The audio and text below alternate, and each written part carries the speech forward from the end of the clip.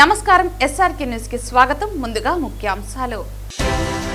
వయసుతో నిమిత్తం లేకుండా ప్రతి ఒక్కరూ తమకు నచ్చిన క్రీడను ప్రతిరోజు ఆడటం వలన మంచి ఆరోగ్యం పొందవచ్చు. ఎంజీ ఇండోర్ స్టేడియంను ప్రారంభించిన తిరుపతి జిల్లా ఎస్పీ సుబ్బరాయుడు. రాజీ మార్గమే రాజమార్గంగా డిసెంబర్ 13న లోక్ అదాలత్ కార్యక్రమం నిర్వహించడం జరుగుతుంది. జిల్లా ప్రజలు సద్వినియోగం చేసుకోండి. పిలుపునిచ్చిన DLSA secretary senior civil judge Bharati. Appinapalli cross వద్ద ద్విచక్ర వాహనంపైకి దూసుకొచ్చిన లారీ. ఆగి ఉన్న బస్సును తప్పించబోయి ద్విచక్ర వాహనంలో ప్రయాణిస్తున్న ఇద్దరిని ఢీకొన్న లారీ. ఈ ప్రమాదంలో ఒకరు మృతి చెందగా మరొకరికి తీవ్ర గాయాలు. వార్తల్లోని వివరాలు. వయసుతో నిమిత్తం లేకుండా ప్రతి ఒక్కరూ తమకు నచ్చిన క్రీడను ప్రతిరోజు ఆడటం వలన మంచి ఆరోగ్యం పొందవచ్చునని తిరుపతి జిల్లా ఎస్పీ సుబ్బరాయుడు తెలియజేశారు. తిరుపతి నగరంలోని తిమ్మనాయుడుపాలెం కాటన్ మిల్ రోడ్డులో నూతనంగా ఏర్పాటు చేసిన ఎంజీ ఇండోర్ స్టేడియంకు జిల్లా ఎస్పీ సుబ్బరాయుడు ముఖ్య అతిథిగా హాజరై ప్రారంభించారు. ఈ సందర్భంగా ఎంజీ ఇండోర్ స్టేడియం యాజమాన్యం వెంకటేష్ మహేష్లు మాట్లాడుతూ విద్యార్థులు చదువుతో పాటు క్రీడలు ఎంచుకుని అందులో శిక్షణ పొంది జాతీయ అంతర్జాతీయ స్థాయిలో రాణించి క్రీడాకారులుగా ఎదిగి రాష్ట్రానికి దేశానికి పేరు తీసుకురావాలని సూచించారు. తల్లిదండ్రులు కూడా తమ పిల్లల ఆసక్తిని గమనించి శిక్షణ ఇప్పించాలన్నారు. అలాగే పిల్లలు పెద్దలు వయసుతో నిమిత్తం లేకుండా ప్రతి ఒక్కరూ తమకు నచ్చిన క్రీడను ఎంచుకుని ప్రతిరోజు ఆడటం ద్వారా మంచి ఆరోగ్యాన్ని పొందవచ్చునని తెలియజేశారు. ఈ కార్యక్రమంలో యాదవ సంఘం నాయకులు ఆర్ఆర్ యాదవ్, చిరంజీవి యాదవ్, చంద్ర యాదవ్, వెంకీ ఇండోర్ స్టేడియం నిర్వాహకులు పాల్గొన్నారు. ఎంజీ బ్యాడ్మింటన్ అకాడమీ ఓపెన్ చేయడం జరిగింది. దీనికి చీఫ్ గెస్ట్గా మన సుబ్బారాయుడు సార్ వచ్చారు, and CI Ramakishore sir, and SI మన నాగార్జున రెడ్డి సార్ వచ్చారు. సో ఈ అకాడమీలో మనకి నేచురల్ గ్రాస్తో ఇన్స్టాల్ చేసిన టఫ్స్ ఉన్నాయి, క్రికెట్ టఫ్స్ ఉన్నాయి, అండ్ పికిల్ బాల్ 2 కోర్ట్స్ ఉన్నాయి. సో మనకి ఆంధ్రప్రదేశ్లోనే ఇది బిగ్గెస్ట్ డైమెన్షన్స్ అండ్ నేచురల్ గ్రాస్తో ఉన్న టఫ్ ఇది. సో ప్రతి ఒక్కరు ఇక్కడ వచ్చి ఎక్స్పీరియన్స్ చేయాలని కోరుకుంటున్నాము. అండ్ ఈ ఎంజీ పేరు మీద మనకి badminton academy, cricket academy and pickle ball, so ఈ 3 గేమ్స్ మనకి ఒక హబ్లోనే దొరుకుతుంది. సో ఇది వచ్చేసి లొకేషన్ తిమ్మనాయుడుపాలెం బిసైడ్స్ కందా క్రికెట్ అకాడమీ దగ్గర ఉంటుంది. సో ప్రతి ఒక్కరూ ఇక్కడికి రావాలని కోరుకుంటున్నాం.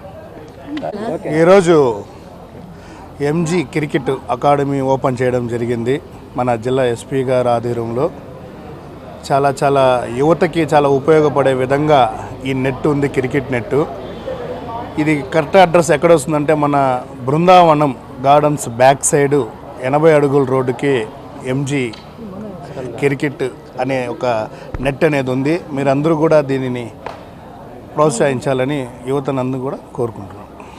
రాజీ మార్గమే రాజమార్గంగా డిసెంబర్ 13న లోక్ అదాలత్ కార్యక్రమం నిర్వహించడం జరుగుతుందని DLSA secretary senior civil judge Bharathi పేర్కొన్నారు.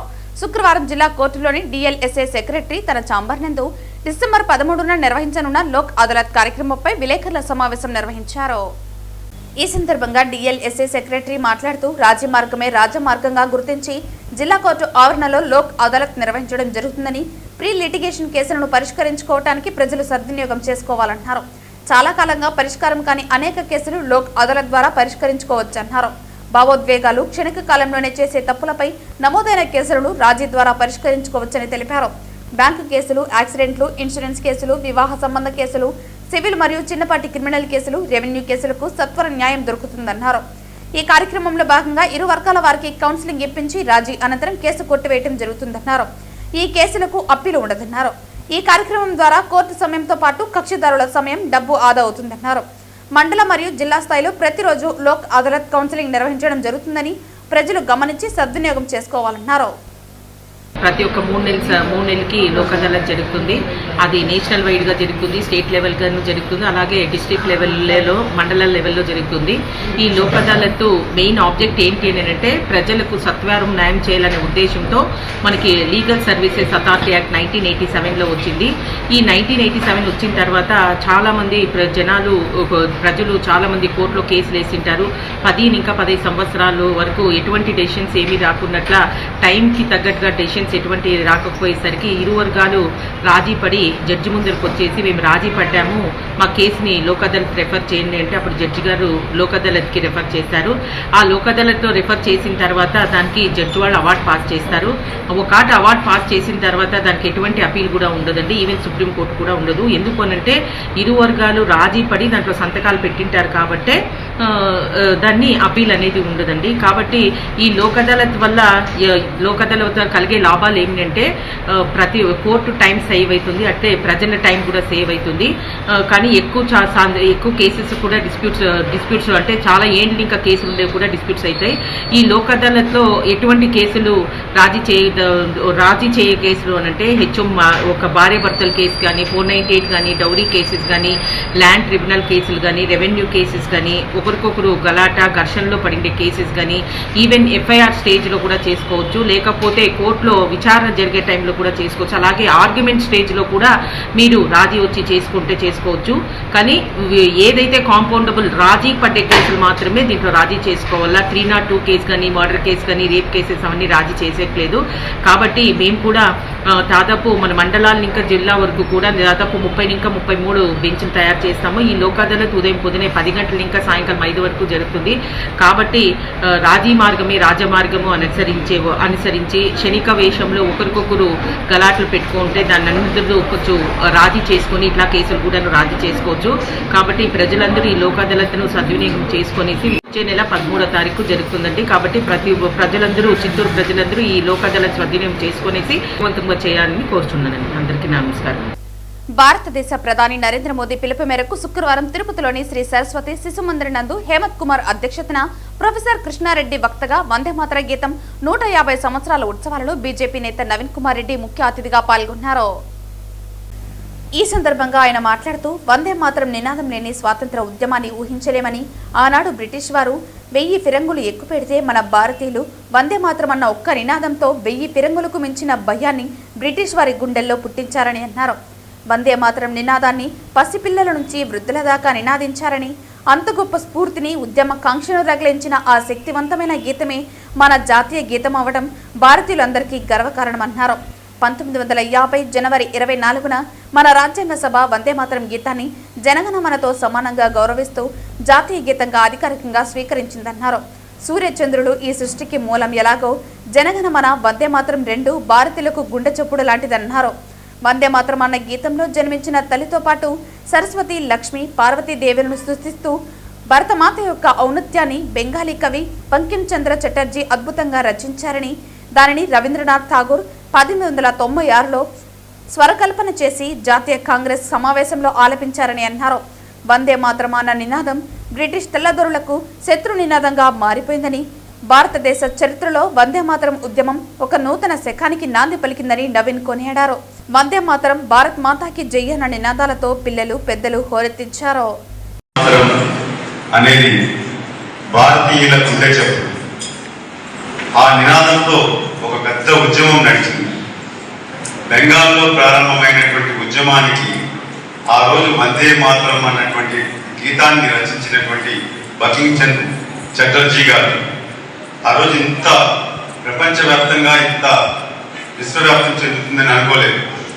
అలాంటి వందే మాతరం ఈరోజు ప్రతి ఒక్క భారతీయుల గొంతుకగా మారి ఒక ఉద్యమ స్ఫూర్తికి నినాదంగా వందే మాతరం మారింది. ఆనాడు బ్రిటిష్ వాళ్ళు 1000 ఫిరంగులను పెట్టి భారతీయులను ఎదుర్కోవాలని చెప్పి వస్తే మన భారతీయులంతా ఒక్క వందే మాతరం నినాదంతో 1000 ఫిరంగులకి సమాధానం చెప్పారు. వాళ్ళ గుండెల్లో గుబులు పుట్టించారు. అలాంటి బ్రహ్మాస్త్రం లాంటిది ఈ వందే మాతరం అన్నటువంటి పదం. ఆ పదంలోనే ఒక వైబ్రేషన్ ఉంది. ఆ పదం పలికితేనే మనం పులకరించిపోతాం. భారతీయులంతా కూడా ఈరోజు వందే మాతర గీతాన్ని అంగరంగ వైభవంగా భవిష్యత్ తరాల వారికి అందించాలి అన్నటువంటి ఒక మహోన్నతమైనటువంటి లక్ష్యంతో మన ప్రియతమ ప్రధాని శ్రీ నరేంద్ర మోడీ గారు 150 సంవత్సరాలు పూర్తయిన సందర్భంగా ఈ వందే మాతరం యొక్క ఉత్సవాలను ఈ సంవత్సరం అంతా కూడా మన భారతదేశం అంతా కూడా అన్ని వర్గాల ప్రజలు కూడా ఈరోజు పండుగ వాతావరణంలో జరుపుకోవాలని చెప్పని పిలుపునివ్వడంతో ఈరోజు మనం ఈ సరస్వతి శిశు మందిరంలో ఈ కార్యక్రమాన్ని నిర్వహించుకుంటున్నాం. దేశమంతా కూడా ఒక పండుగ వాతావరణం నెలకొల్పుతున్నారు.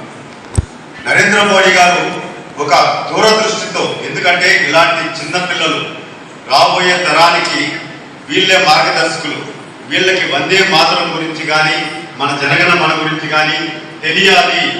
ఎందుకంటే ఈ పాశ్చాత్య సంస్కృతంలో పడిపోయి పిల్లలంతా కూడా సాంకేతిక పరిజ్ఞానంతో ఎటో వెళ్తున్నారు. మన పూర్వీకులు బ్రిటిష్ కబంధ హస్తాల నుంచి మన దేశానికి ఎటువంటి ఉద్యమాలు నడిపారు, ఎటువంటి ఉద్యమ స్ఫూర్తితో, ఎటువంటి నినాదంతో మనకు దేశానికి స్వాతంత్రం తీసుకొచ్చారన్నటువంటి ఈ వందే మాతర గీతం ఈరోజు పెద్దలు చెప్పినట్టు జనగణ మనతో సమానంగా ఆ రోజు మన భారత రాజ్యాంగం దాన్ని అమలు చేసి ప్రకటించడం జరిగింది 1950లో. అలాంటి వందే మాతర గీతాన్ని ఈరోజు ప్రతి ఒక్క చోట కూడా మనం ఇంకా కొనసాగిస్తున్నామంటే నిజంగా మనమంతా కూడా ధన్యులం అని చెప్పుకోవాలి. నేను ఒక్క మాటలో చెప్తున్నాను, ఈ సృష్టికి సూర్యచంద్రులు ఎంత ముఖ్యమో సూర్యచంద్రులు లాగే అదే విధంగా వందే మాతరం జనగణమన, ఈ సృష్టిలో సూర్యచంద్రులు ఉన్నంత వరకు వందే మాతరం జనగణమన అనేది నిరంతరం జీవనదిలాగా కొనసాగుతూనే ఉంటుంది. ఇలాంటి ఒక గొప్ప కార్యక్రమాన్ని తిరుపతి పవిత్ర పుణ్యక్షేత్రంలో మహనీయుల మధ్యలో పంచుకునే అవకాశాన్ని నాకు కల్పించినటువంటి పెద్దలకు హృదయపూర్వకంగా ధన్యవాదాలు తెలియజేసుకుంటున్నాను. వందే మాతరం గీతం ఆవిర్భవించి 150 సంవత్సరాలు పూర్తయిన శుభ సందర్భం పురస్కరించుకుని చంద్రగిరి పద్మావతి బాలికల ఉన్నత పాఠశాల ప్రధాన ఉపాధ్యాయులు వెంకటరమణారెడ్డి అధ్యక్షతన మండల విద్యాశాఖ అధికారి లలిత కుమారి ఆధ్వర్యంలో శుక్రవారం వేడుకలు ఘనంగా జరిగాయి. ఈ కార్యక్రమానికి ముఖ్య అతిథులుగా బీజేపీ సీనియర్ నాయకులు మేడసాని పురుషోత్తం నాయుడు మరియు జిల్లా మహిళా మోర్చా నాయకురాలు మేడసాని అన్నపూర్ణ హాజరయ్యారు. ఈ కార్యక్రమంలో హాజరైన ఉపాధ్యాయులు విద్యార్థులను వందే మాతరం గీతాన్ని సామూహికంగా ఆలపించారు. వారి గీతాలాపనతో స్కూల్ ప్రాంగణం దేశభక్తితో నిండిపోయింది. ఈ సందర్భంగా మేడసాని పురుషోత్తం నాయుడు మాట్లాడుతూ వందే మాతరం గీతం భారత స్వాతంత్ర సమర యోధులలో దేశభక్తిని జ్వలింపజేసిన ఒక అజరామజ గీతమని కొనియాడారు. బంకిం చంద్ర చటర్జీ కలం నుండి జాలువారిన ఈ గీతం భారతమాత కీర్తి ప్రతిష్టలను యావత్ ప్రపంచానికి చాటి చెప్పిందన్నారు. ఈ గీతం మనందరిలో దేశ ప్రేమ, ఐక్యత, త్యాగస్ఫూర్తి వంటి ఉన్నతమైన విలువలను పెంపొందిస్తుందని ఆయన పేర్కొన్నారు. విద్యార్థులు ఈ ఆదర్శ విలువలను తమ జీవితంలో అలవర్చుకుని దేశాభివృద్ధికి పాటుపడాలని పిలుపునిచ్చారు. ఈ కార్యక్రమంలో ఉపాధ్యాయులు, విద్యార్థులను, సిఆర్పి తదితరులు పాల్గొన్నారు.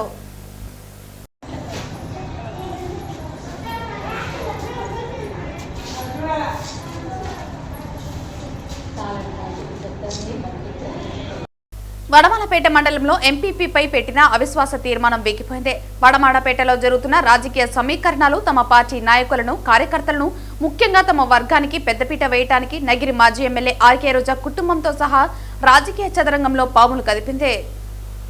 ప్రస్తుతం ఉన్న ఎంపీపీని అధికార పీఠం నుంచి దింపి అదే సామాజిక వర్గానికి చెందిన ఏఎంపురం ఎంపీటీసీ లక్ష్మమ్మ కండ్రిగా సర్పంచ్ ధర్మయ్య భార్య ఎంపీటీసీ పుష్పలతకు ఇవ్వాలని రోజా పక్కా ప్లాన్ ప్రస్తుత ఎంపీపీ అయిన విజయలక్ష్మి చైతన్య దగ్గర పారలేదన్నారు. దీంతో ఆమెపై అసంతృప్తి పెంచుకున్న రోజా అవిశ్వాస తీర్మానం పెట్టి ఆమెను అధికారంలో నుండి దించేయాలని నిర్ణయించింది. 15 రోజుల క్రితం రోజా సోదరులతో వైసీపీ ఎంపీటీసీలు మండల సర్వసభ్య సమావేశాన్ని అడ్డుకోవడానికి విఫలయత్నం చేశారని తెలిపారు. అవిశ్వాస తీర్మానం పెట్టి ఎంపీపీ విజయలక్ష్మిని పదవి నుంచి తొలగించాలనే ప్రయత్నంలో భాగంగా ఎంపీపీకి మద్దతుగా ఉన్న ఎంపీటీసీలకు రాజకీయ ప్రలోభాలకు ఎరవేస్తున్నట్లు సమాచారం. దీంతో కొంతమంది ఎంపీటీసీలు అజ్ఞాతంలోకి వెళ్లిపోయినట్లు విశ్వసనీయ సమాచారం. ఈ సందర్భంగా మండల జడ్పీటీసీ మురళీధర్ రెడ్డి మాట్లాడుతూ వడమలపేట మండలంలో ఎంపీపీ పెట్టిన అవిశ్వాస తీర్మానం వీగిపోయిందన్నారు.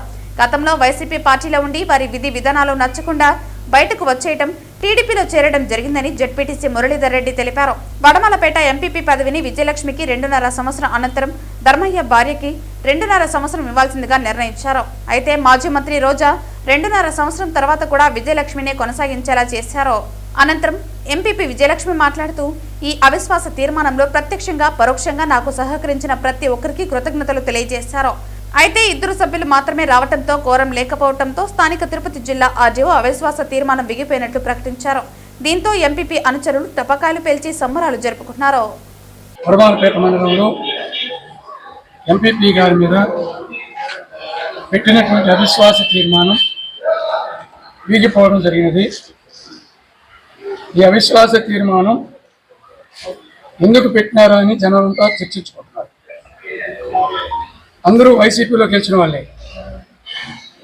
ఆ రోజు వాళ్ళ కమిట్మెంట్ ప్రకారం ఎందుకు చెప్తున్నానంటే నేను కూడా గతంలో వైసీపీలో ఉన్నాను.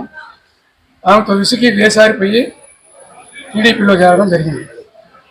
వాళ్ళ విధానాలు నచ్చక ఆ రోజు 2.5 సంవత్సరం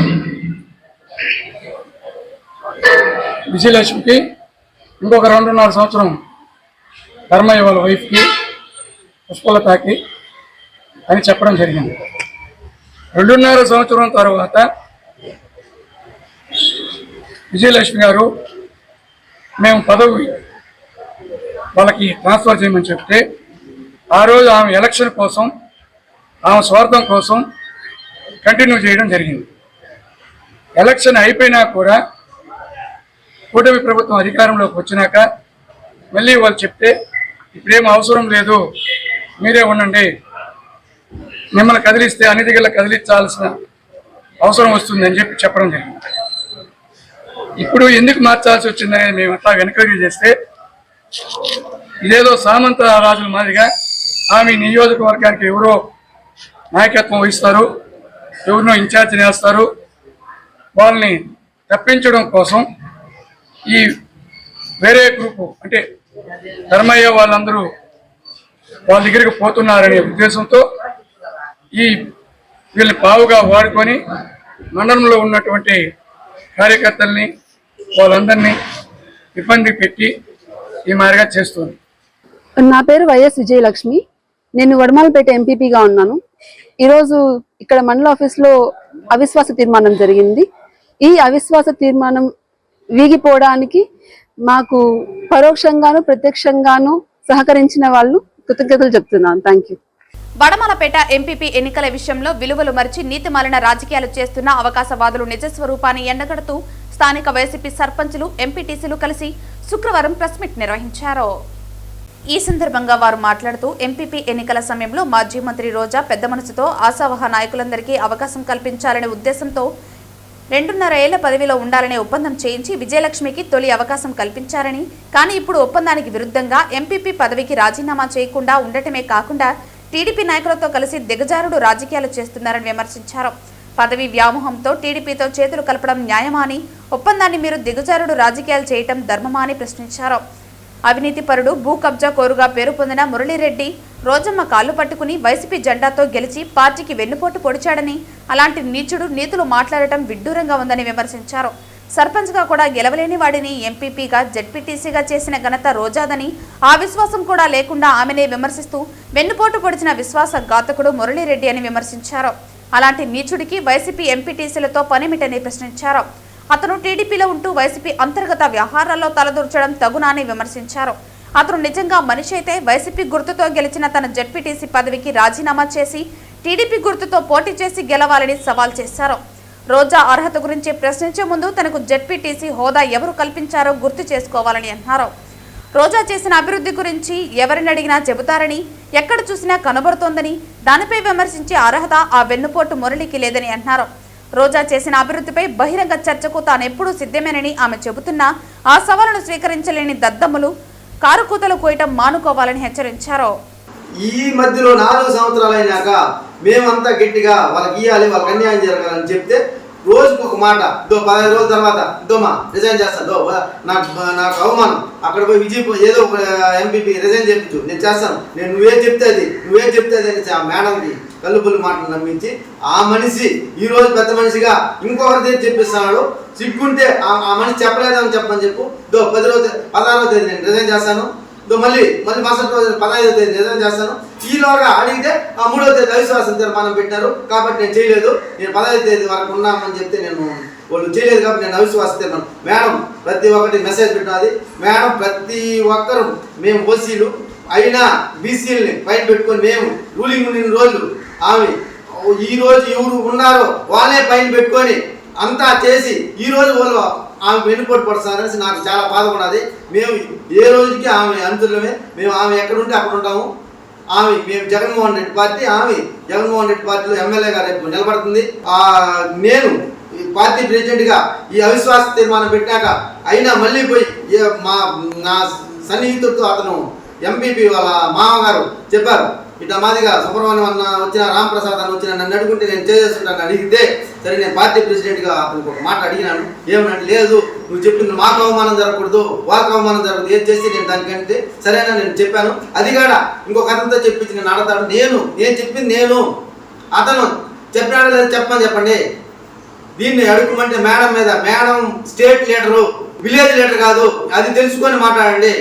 గంగవరం మండల పోలీస్ వర్గాలు మీడియాకు తెలిపిన సమాచారం మేరకు నలసనపల్లి గ్రామం నుంచి బోయకొండకు వెళుతూ ఉంటే అప్పినపల్లి క్రాస్ వద్ద ద్విచక్ర వాహనంపైకి లారీ దూసుకొచ్చి భరత్ అనే యువకుడు మృతి చెందాడు. మరొకరికి తీవ్ర గాయాలైనట్లు తెలిపారు. వివరాల్లోకి వెళితే గంగవరం మండల పోలీస్ వర్గాలు మీడియాకు తెలిపిన సమాచారం మేరకు తన గ్రామం నుంచి బోయకొండకు వెళుతూ ఉంటే అప్పినపల్లి క్రాస్ వద్ద ద్విచక్ర వాహనంపైకి లారీ దూసుకొచ్చినట్లు తెలిపారు. ఈ ఘటనలో ఒక వ్యక్తి మృతి చెందగా మరొకరికి తీవ్ర గాయాలైనట్లు తెలిపారు. పుంగునూరు నుండి పలమనేరు వైపు వస్తున్న లారీ ఆగి ఉన్న బస్సును తప్పించబోయి ద్విచక్ర వాహనంలో ప్రయాణిస్తున్న ఇద్దరిని ఢీకొంది. ఈ ప్రమాదంలో భరత్ మృతి చెందగా కార్తిక్ కు తీవ్ర గాయాలయ్యాయి. గాయపడిన వ్యక్తిని హుటాహుటిన ప్రభుత్వ ఆసుపత్రికి తరలించి ప్రాథమిక వైద్యం అందించగా మెరుగైన వైద్యం కోసం చిత్తూరుకు రిఫర్ చేయడం జరిగిందన్నారు. ఘటనపై మరిన్ని వివరాలు తెలుపుతామని పోలీసులు పేర్కొన్నారు. అందరికీ నమస్కారం. ఈరోజు ఉదయం అనగా 7/11/2025 సుమారు 8:40 గంటలకు కలవటూరు క్రాస్ అక్కడ టూ వీలర్లో భరత్ మరియు కార్తిక్ భరత్ నడుస్తూ ఉన్నాడు. ఆ ఎదురుగా అటునుంచి పొంగునూరు వైపు నుంచి వచ్చిన లారీ గుద్దడం వల్ల ఈ భరత్ అనే అతను గవర్నమెంట్ హాస్పిటల్లో పలమనేరులో చనిపోవడం జరిగింది. ఇంకా ఫిర్యాదు వాళ్ళు భరత్ అలా అన్నయ్య ఇస్తా ఉన్నాడు. ఇచ్చిన ఫిర్యాదు మేరకు కేసు నమోదు చేసి తదుపరి విషయాలు తెలియజేస్తాం. పట్ల గ్రామ పంచాయతీ గంగవరం మండలం నలసానపల్లి గ్రామస్తులైనటువంటి శంకరయ్య కుమారుడు భరత్, ఆయన వెటనరీ డాక్టరు. వాళ్ళు ఫ్యామిలీతో ఈరోజు ఉదయం 7 గంటల ప్రాంతంలో వాళ్ళు ఊర్లో నుంచి బయలుదేరడం జరిగింది. వాళ్ళు 6 మంది ఒక బైక్లో ఇద్దరు 6 మంది బయలుదేరినారు. మదనపల్లి దగ్గర గుడికి పోయేసి గుడి చూసుకుని చూద్దామని బయలుదేరినారు. పోయే దారిలో అప్పినపల్లి దగ్గర అక్కడి నుంచి మదనపల్లి నుంచి లారీ ఒకటి అప్పినపల్లి క్రాస్ దగ్గర యాక్సిడెంట్ అయింది. ఆయన ఇంతగా ఒక హాఫ్ అన్ అవర్ ముందే అక్కడి నుంచి తాగేసి ఆయన డ్రైవింగ్ చేసినట్టు పక్కలో వాళ్ళు చెప్పడం జరిగింది. పక్కలో కూడా వస్తున్న దారిలో కూడా ఒక 2-3 గుద్దుపోయినాడు ఆయన. వాళ్ళు తప్పించుకున్నారు. కానీ వీళ్ళు దురదృష్టవశాత్తు వీళ్ళు తగులుకునేసినారు. వీళ్ళిద్దరిని గుద్దడంతో ఆనే స్పాట్లోనే మనిషి చనిపోయినారు. ఇప్పుడు హాస్పిటల్ కేసుకొచ్చి ఇక్కడ మా ఊళ్ళంతా వచ్చి ఇప్పుడు చూడండి మీకే తెలుస్తూ ఉంటుంది ఎంత బాధపడుతున్నారు అందరూ. వాళ్ళ తల్లి తండ్రి కానీ చాలా ఆశలు పెట్టుకున్నారు వాడిపైన. బాగా మంచి వయసుకు వచ్చిన పిల్లోడు ఈ మరి హఠాత్తుగా చనిపోవడంతో ఊర్లో వాళ్ళందరికీ కూడా మాతో పాటు అందరికీ కూడా చాలా బాధాకరం అనిపిస్తుంది. ఒకసారి అంతా కూడా చూడండి మీరు, స్పాట్లోనే గుద్దిని వెంటనే చనిపోయాడు మనిషి. లోటు వచ్చిన వాళ్ళే లారీల వాళ్ళు తాగేసి నడుపుతారు. వాళ్ళు ఏం చేయాలా? ఏడంటే ఆడ చెక్ పోస్టుల్లో నిలిపేయాలా? ఇప్పుడు నిండు పానం పైన ఎవరు తెచ్చిస్తారు? ఆ లారీ వాడు తెచ్చిస్తాడా సార్? రామశిల్క మాదిరి పెండ్లే దేవుర్లా వాడి నోట్లో పెట్టి నీళ్ళు పోసుకునేసి కదా. లారీ వాళ్ళు నిలిపేయాలి పోలీసు వాళ్ళు చెక్ పోస్టుల్లో. పాయం పెట్టి ఇప్పుడు నోట్లో పెట్టి నీళ్ళు పోసుకునేసి ముంట కొడుకులో. ఇప్పుడు 20 ఏళ్ళు పిల్లాడే ఎన్ని ఏళ్ళకి వస్తుంది రాయప్ప? ఎన్ని ఏళ్ళకి వస్తుంది? ఎన్ని ఏళ్ళకి సాగితే అట్లా బిడ్డ? ఈ లారీలో నిలిపేయాల. ఆ లారీ ముండా కొడుకుని వాడిని చంపేయాల.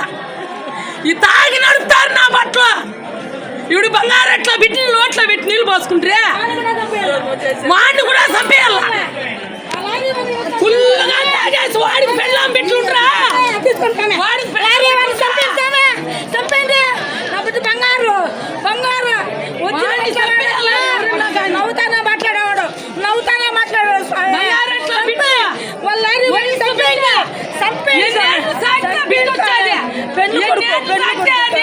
బాగొట్టుకున్నాను ఒక బిడ్డ దొంగముండా కొడుకులా. నా బిడ్డ బాగొట్టుకొని నేను ఎంత బాధపడతా ఉంటా. రామశిల్కలు మాత్రుండ్రే లారీ వాడి నోట్లో వాడిని చంపేయండి. లారీలు వదలకూడదు. నైట్ గంట వదలల్లా. పోలీసు వాళ్ళు ఎందుకుంటే అది ఎంత బాధ అవుతుంది. నేను ఒక బిడ్డ బాగొట్టుకొని ఇప్పుడు చచ్చి బతుకుతా ఉంటా. వార్తలు ముగించే ముందు ముఖ్యాంశాలు మరోసారి. వయసుతో నిమిత్తం లేకుండా ప్రతి ఒక్కరూ తమకు నచ్చిన క్రీడను ప్రతిరోజు ఆడటం వలన మంచి ఆరోగ్యం పొందవచ్చు. ఎంజీ ఇండోర్ స్టేడియంను ప్రారంభించిన తిరుపతి జిల్లా ఎస్పీ సుబ్బరాయుడు. రాజీ మార్గమే రాజమార్గంగా డిసెంబర్ 13న లోక్ అదాలత్ కార్యక్రమం నిర్వహించడం జరుగుతుంది. జిల్లా ప్రజలు సద్వినియోగం చేసుకోండి. పిలుపునిచ్చిన DLSA secretary senior civil judge Bharati. Appinapalli cross వద్ద ద్విచక్ర వాహనంపైకి దూసుకొచ్చిన లారీ. ఆగి ఉన్న బస్సును తప్పించబోయి ద్విచక్ర వాహనంలో ప్రయాణిస్తున్న ఇద్దరిని ఢీకొన్న లారీ. ఈ ప్రమాదంలో ఒకరు మృతి చెందగా మరొకరికి తీవ్ర గాయాలు. ఈ వార్తలు ఇంతటితో సమాప్తం. తిరిగి వార్తల్లో మళ్ళీ కలుద్దాం. అంతవరకు సెలవు. నమస్కారం.